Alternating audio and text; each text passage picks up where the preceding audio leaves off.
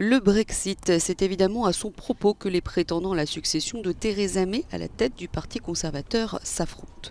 Pendant 90 minutes, lors de leur premier débat télévisé, 5 candidats conservateurs sur la dizaine en lice ont joué la confrontation, parfois de façon musclée.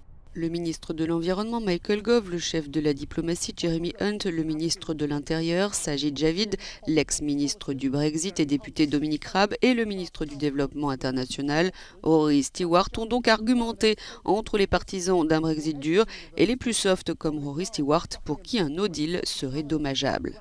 Et sans le dire, tous s'étaient ligués contre deux hommes qui n'étaient pas sur le plateau.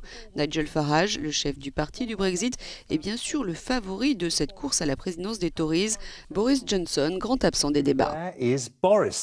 Où est Boris? Si son équipe ne lui permet pas de débattre avec 5 collègues plutôt sympathiques, comment va-t-il se débrouiller avec 27 pays européens? Il devrait être là pour répondre à cette question.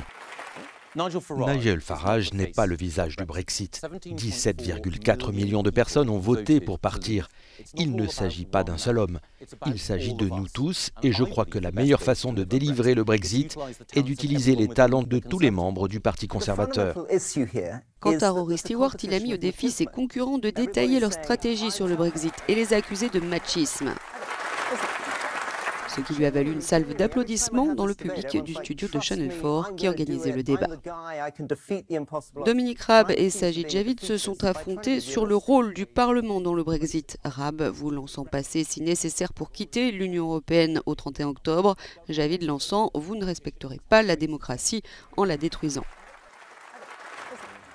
Selon le Times, l'un des candidats en lice, Matt Hancock, le ministre de la Santé, aurait lâché l'affaire pour apporter son soutien à Boris Johnson. Boris qui compte participer au prochain débat télévisé ce mardi, après le deuxième tour du scrutin interne du Parti conservateur.